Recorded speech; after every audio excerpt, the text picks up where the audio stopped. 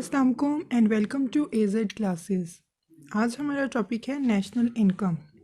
National income बहुत basic topic है economics का, लेकिन ये बहुत ज़्यादा एसेंशियल टॉपिक है मैक्रो इकोनॉमिक्स का।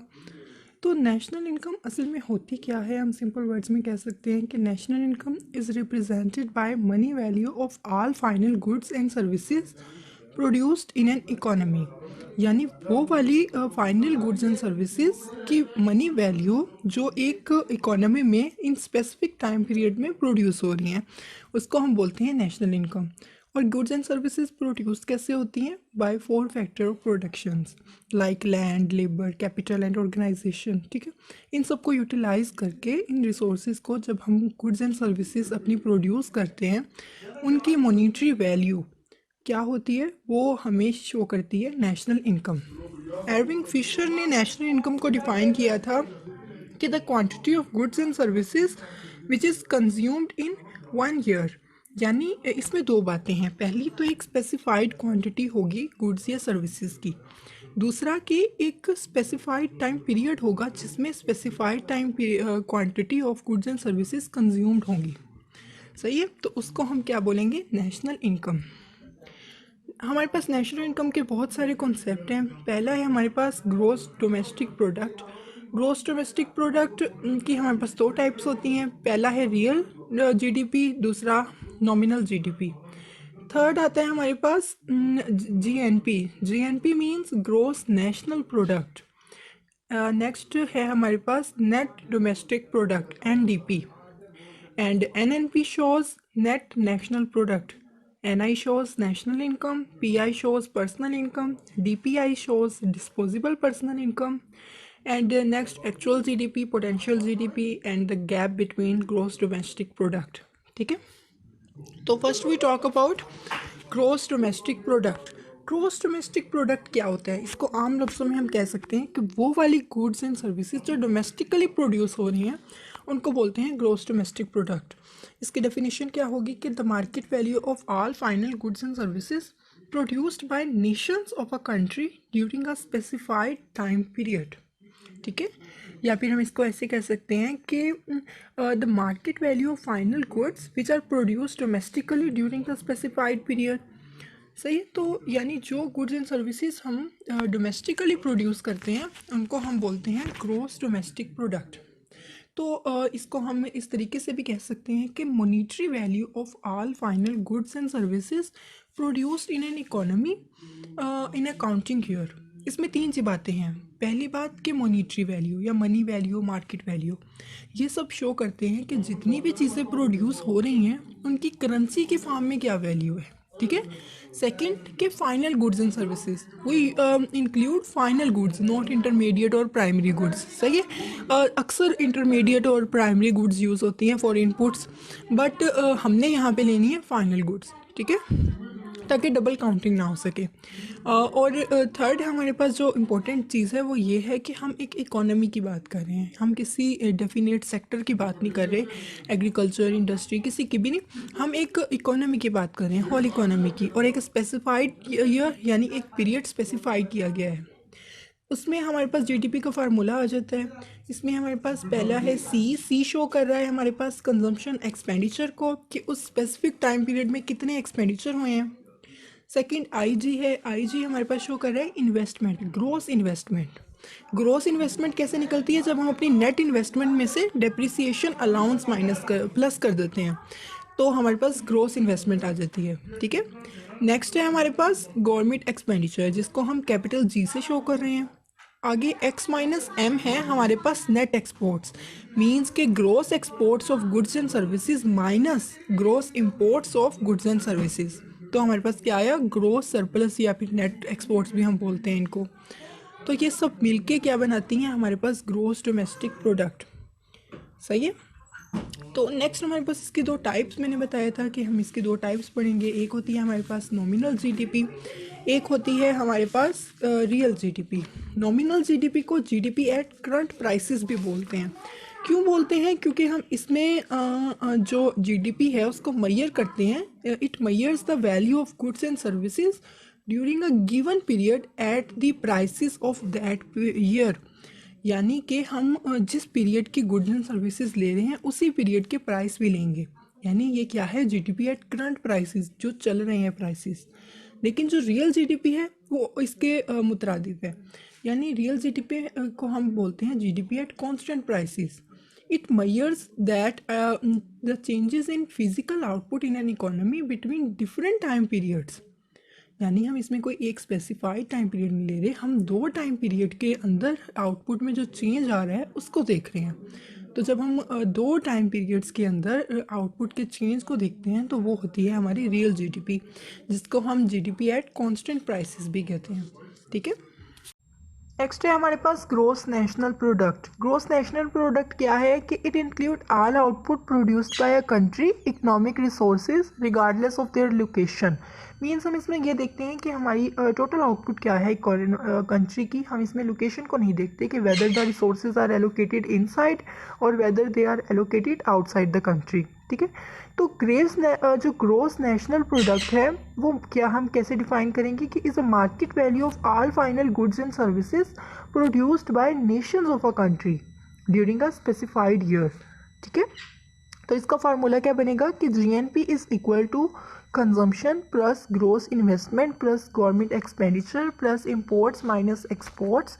ये इतना तो जीडीपी वाला फार्मूला है। ठीक है, लेकिन इसमें जो नेक्स्ट न्यू चीज़ है वो ऐड हमने करनी है net factor income. Net factor income क्या होती है, the income received by residuals from abroad and minus the payments made to the non-residents who contribute to the domestic economy. Simple words में हम ये कह सकते हैं कि नेट फैक्टर इनकम क्या है, the difference between factor payments from abroad to factor payments to abroad. सही है, तो वो हमारे पास क्या निकल आती है, नेट फैक्टर इनकम। जो हमने, अगर हम नेट फैक्टर इनकम को जीडीपी में ऐड करेंगे तो हमारे पास जीएनपी आ जाएगी। तो if net factor income become zero then GDP is equal to GNP, and if net factor income is positive then GNP greater than GDP, and if net factor income is negative then GNP is less than GDP। ठीक है, next है हमारे पास net domestic product. Net domestic product क्या है कि gross domestic product में से जब हम अपने डेप्रिसिएशन अलाउंस निकाल देते हैं तो हमारे पास क्या आ जाती है, net factor income. Depreciation allowance means के wear and tear cost of the capital expenditures. तो उनके जब हम निकाल देंगे हमारी जीडीपी में से तो हमारे पास नेट डोमेस्टिक प्रोडक्ट आ जाएगा, एनडीपी। सही है, तो नेक्स्ट है हमारे पास net national product. Net national product means कि जब हम अपने जो हमारी ग्रोस नेशनल प्रोडक्ट है उसमें से हम अपने डेप्रिसिएशन अलाउंस निकाल देंगे तो हमारे पास क्या आ जाएगा, नेट नेशनल प्रोडक्ट। और नेशनल इनकम हमें पता है क्या होती है। नेशनल इनकम को अगर हम ह्यूज डिफाइन दें तो वो क्या होगी कि national income is income received by household in the form of wages, rent, profit, interest. ठीक है, whether they are earn domestically और अब्रॉड। सही है, तो जो हमारे नेशनल इनकम है वो क्या है कि हम उसमें कंजम्पशन अपनी ऐड करते हैं, हम उसमें नेट इन्वेस्टमेंट ऐड करते हैं, अपने government expenditure, import minus exports, और हम अपनी नेट फैक्टर इनकम ऐड करते हैं और उसमें से हम अपने डायरेक्ट टैक्सेस निकालते हैं और सब्सिडी जो है उसको भी ऐड करते हैं। ठीक है, तो ये हमारा किसका है, नेशनल इनकम का फार्मूला। सब्सिडी क्या होता है, सब्सिडी होता है is a part of any good और services which is paid by the government of the welfare of the society. ये वो वाले एक्सपेंडिचर होते हैं जो गवर्नमेंट अपनी तरफ से कर रही होती है लोगों के वेलफेयर के लिए। सही है, नेक्स्ट हम बात करते हैं पर्सनल इनकम की। पर्सनल इनकम क्या होती है, personal income is the national income. Personal income असल में नेशनल इनकम है जब हम उसमें ऐड कर देते हैं अपनी ट्रांसफ़र पेमेंट्स को और निकाल देते हैं उसमें से अनडिस्ट्रीब्यूटेड कोऑपरेटिव प्रॉफिट्स को एंड कॉर्पोरेट इनकम टैक्सेस को एंड सोशल सिक्योरिटी कॉन्ट्रीब्यूशंस को, तो हमारे पास क्या आती है, personal income. We will defined as के personal income is a national income net of deductions for corporate and social security taxes. Personal income include any income transfer from the peoples and the government such as gifts, goods and food, stamps। ठीक है, अब यहाँ पे सवाल पैदा होता है कि ट्रांसफ़र पेमेंट्स क्या होती हैं। ट्रांसफ़र पेमेंट्स वो वाली इनकम रिसीव होती है किसी इंडिविजुअल को जो उसने किसी इकोनॉमिक एक्टिविटी में पार्ट नहीं लिया, लेकिन उसको वो इनकम मिल रही है। जैसे ज़कात होते हैं, गिफ्ट होते हैं, पेंशन्स होती हैं, स्कॉलरशिप होती हैं। तो यानी कोई काम किए बगैर जो हमें इनकम मिल जाती है वो होती है ट्रांसफ़र पेमेंट्स। ठीक है। तो कॉर्पोरेट इनकम टैक्स क्या होता है? It is a tax on income और प्रॉफिट ऑफ कॉर्पोरेशन, कि जो कॉर्पोरेशन की इनकम या प्रॉफिट पे जो टैक्स लगता है वो कॉर्पोरेट इनकम टैक्स होता है। ठीक है। I hope you will understand this.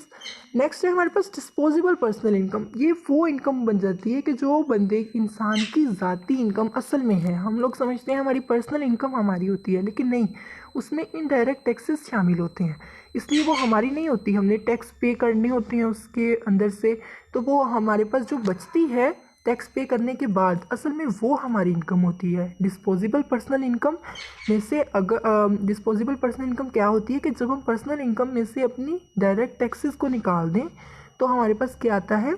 Disposable personal income, जो इंसान ने खुद कंज्यूम करनी होती है। डिस्पोजेबल पर्सनल इनकम का एक और फार्मूला भी है कि जब हम कंजम्पशन में सेविंग ऐड कर दें तो हमारे पास डिस्पोजेबल पर्सनल इनकम आ जाती है। ठीक है। नेक्स्ट है हमारे पास actual GDP and potential GDP. Actual GDP क्या होता है? It is monetary value of all final goods and services which are really being produced in an economy by existing employed resources, कि हमने वो वाली फाइनल गुड्स एंड सर्विसेज जो existing employed resources को इस्तेमाल करते हुए प्रोड्यूस हो रही हैं उनको बोलते हैं एक्चुअल जीडीपी। लेकिन पोटेंशियल जीडीपी क्या है? कि वो वाली फाइनल गुड्स एंड सर्विसेज जो प्रोड्यूस हों किसी इकोनॉमी में at the level of full employment of labour force, कि लेबर फोर्स की फुल एम्प्लॉयमेंट पे जो हमने पोटेंशियल अपनी जीडीपी बनानी है उसको बोलते हैं एक्चुअल हमारी चल रही होती है। पोटेंशियल वो होती है जो हम बनाना असल में चाहते हैं, या जो हमारे पास रिसोर्सेज मौजूद हैं हम उससे वो बना सकते हैं। सही है। जीडीपी गैप क्या होता है? Simple, the difference between potential GDP कि कितना हम काम कर सकते हैं और एक्चुअल जीडीपी की कितनी असल में हमारी जीडीपी चल रही है, उनमें जो डिफरेंस होगा वो जीडीपी गैप है। तो इफ़ पोटेंशियल जीडीपी जो है वो इक्वल हो जाए एक्चुअल जीडीपी के तो जीडीपी गैप ज़ीरो होगा। लेकिन अगर potential GDP greater than actual GDP then GDP gap is positive, and if potential GDP is less than actual GDP then GDP gap is negative. ठीक है। तो ये आज का हमारा लेक्चर था। होप सो आप लोगों को समझ आ गया होगा। अगर कोई कन्फ्यूजन हो तो आप लोग मुझसे पूछ सकते हैं। तब तक अपना ख्याल रखें। अल्लाह हाफिज़।